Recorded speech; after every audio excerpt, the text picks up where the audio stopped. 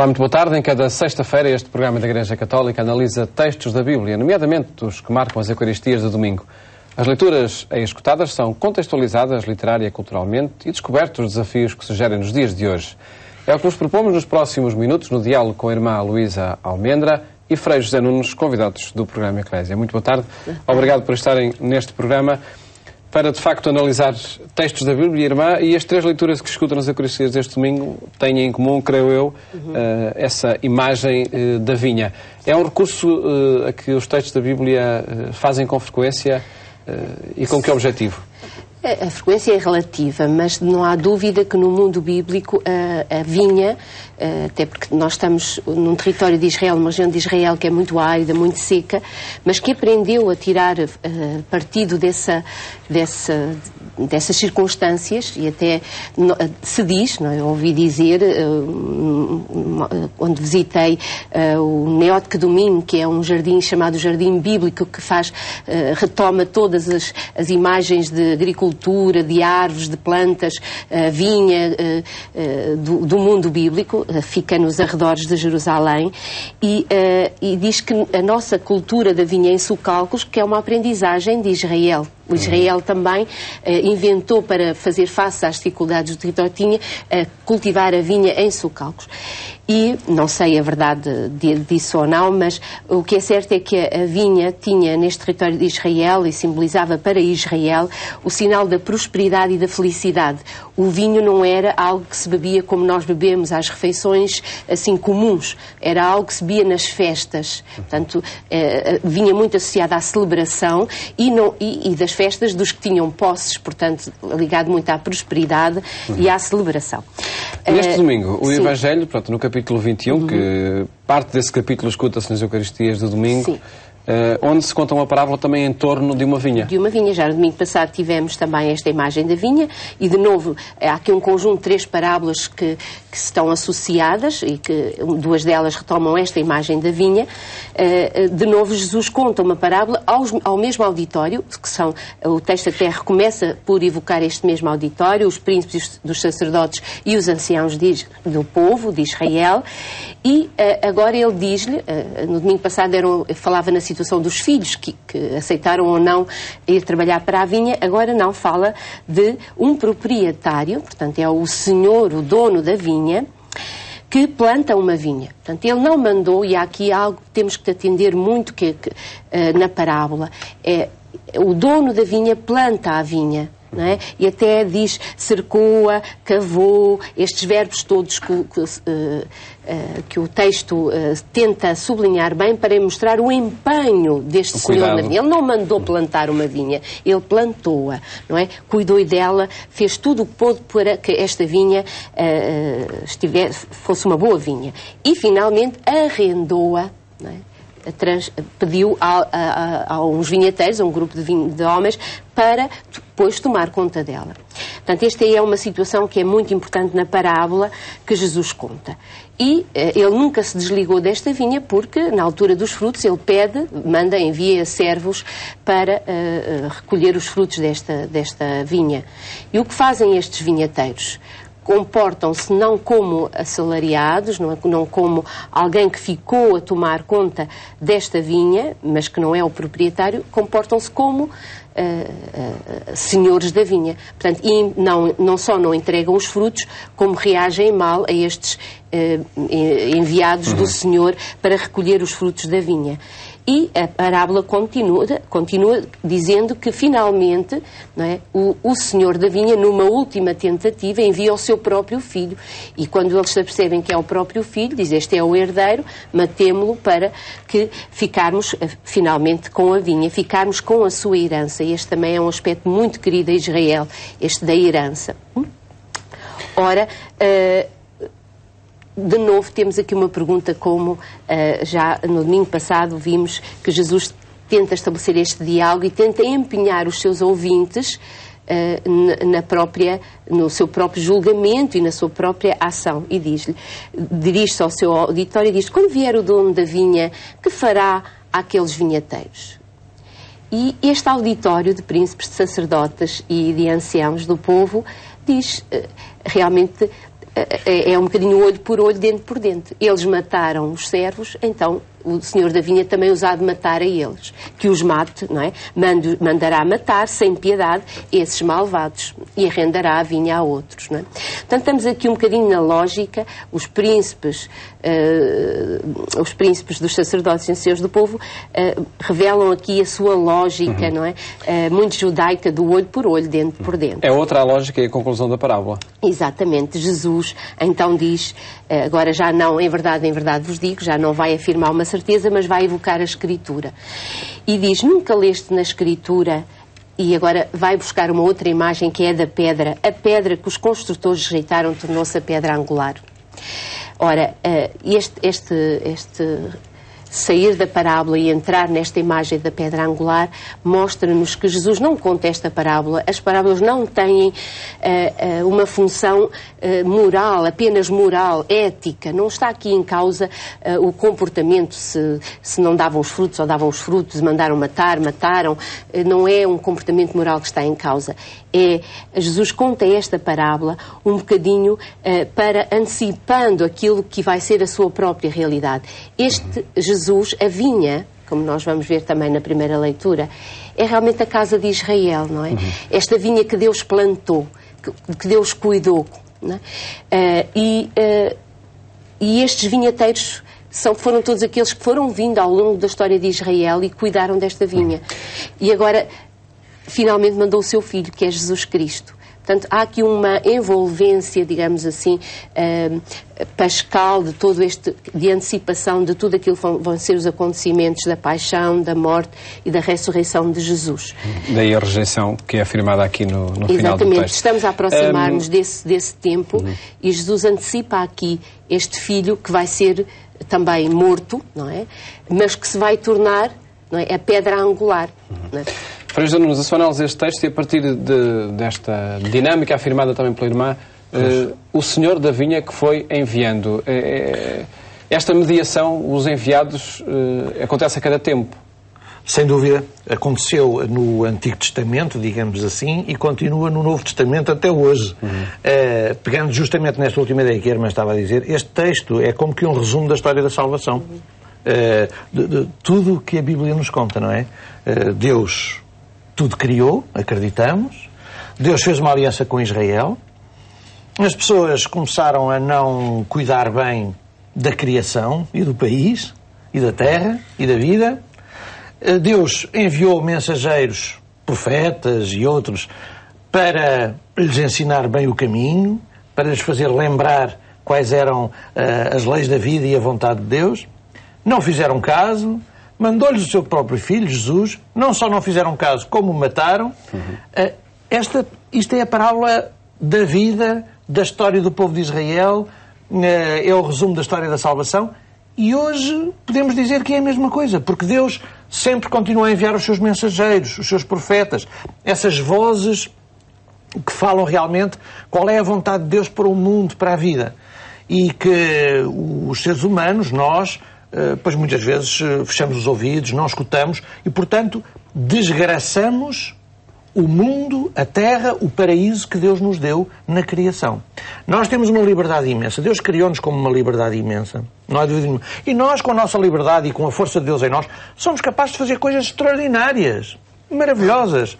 Desde ir à Lua, a descobrir remédios para curar as doenças mais incríveis, até gestos de solidariedade extraordinária. Nós, seres humanos, somos maravilhosos. Mas na nossa liberdade também somos capazes de muita, muita desgraça e de muita coisa mais, de muito pecado. Que é o que estes vinhateiros também representam, quer dizer. E, portanto, nós também destruímos muito a vida que podia ser um paraíso. E por causa disso, termina o texto depois a afirmar, ameaçando quase, ser-vos tirado o reino de Deus e dado a um povo que produz os seus frutos. Já nos é tirado. É que na medida em que nós os tragamos, nós já estamos a cortar a hipótese de ter acesso ao reino de Deus. O reino de Deus é se nós vivermos de outra maneira. Quer dizer, portanto, ser-nos atirado porque nós mesmos é que nos pusemos fora dele. Quer dizer,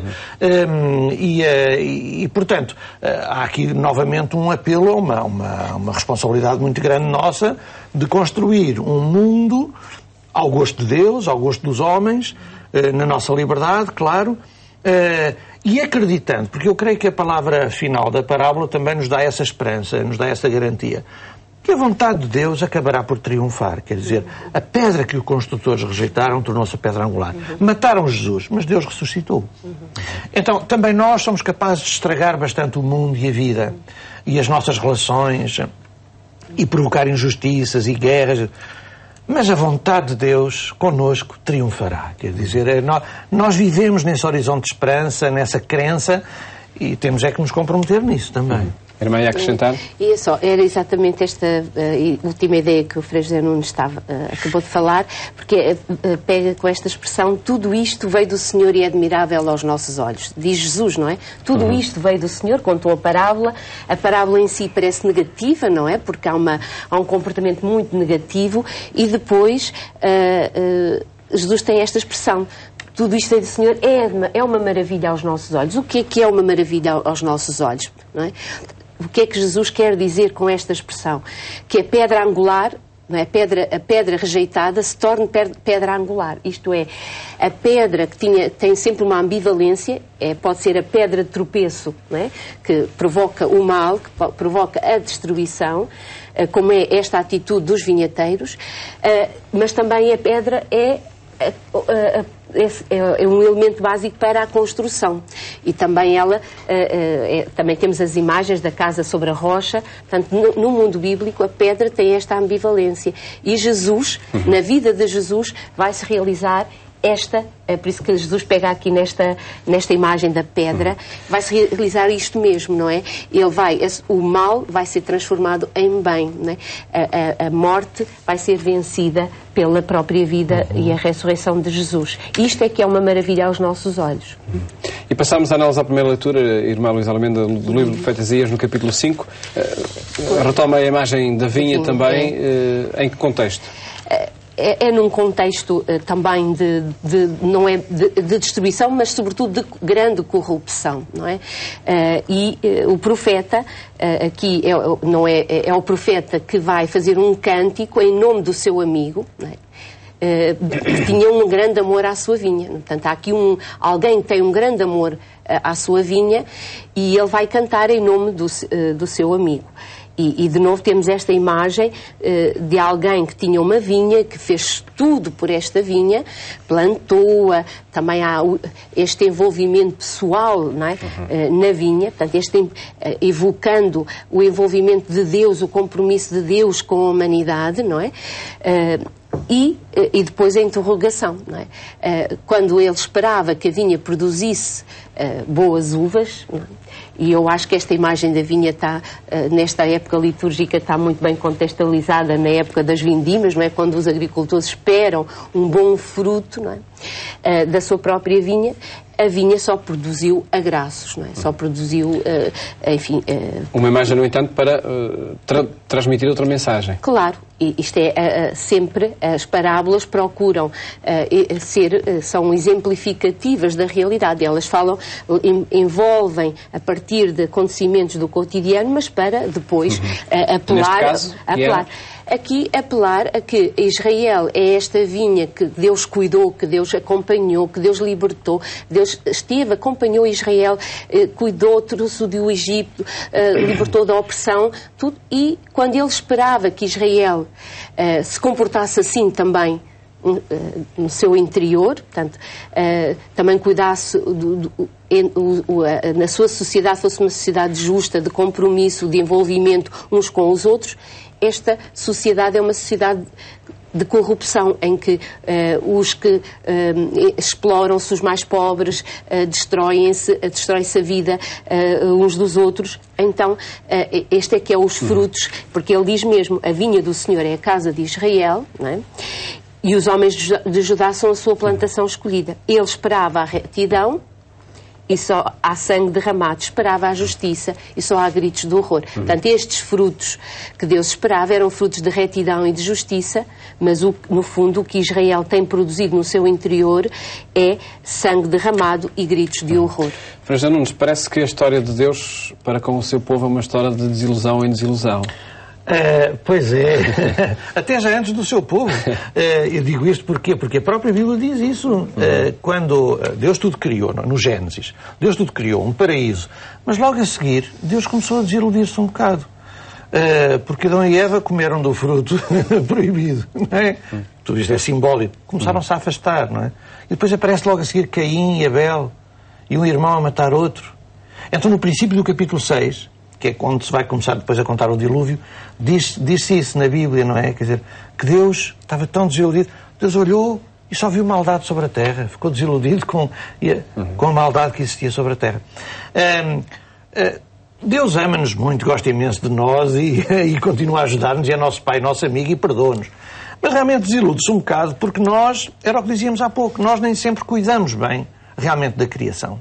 Nós não somos bons administradores. Nós, às vezes, como dizia a irmã até a propósito da primeira leitura, nós às vezes pensamos que somos os donos disto. Nós somos os donos da criação. Nós não somos donos de nada.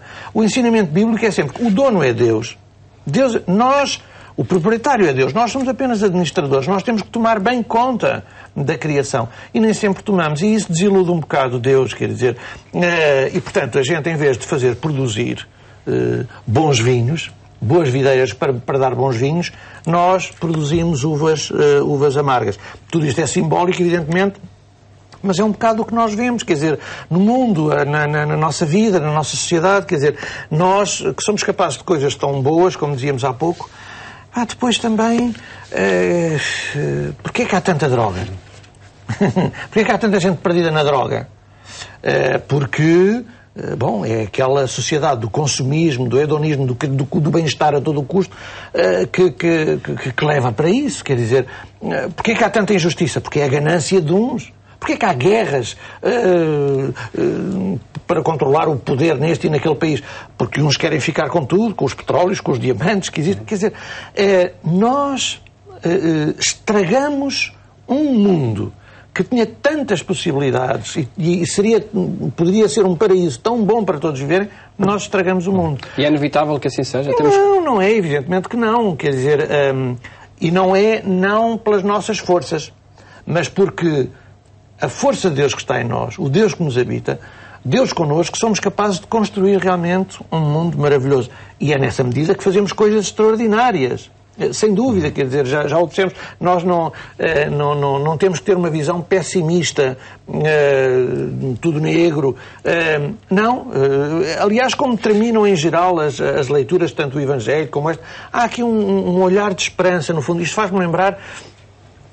muitas vezes nós escutamos, e nesta altura de crises, e Jesus, e é países que parece que estão à beira da bancarrota, e outros com juros já quase a 100%. Eu nem sei como é que é possível haver esses juros, mas enfim, dos empréstimos. Mas vá. E problemas e desempregos. Tanto problema, parece tudo negro. Mas, no meio disto, a gente eu vejo com agrado, gente que tem esta postura quase que dos autores bíblicos. Tanto políticos como economistas, não são todos, mas alguns falam destes momentos difíceis de crise, mas sempre com uma tónica de esperança, de que as coisas vão ser ultrapassadas e quase com um sorriso nos lábios. Isso é importante, é muito importante.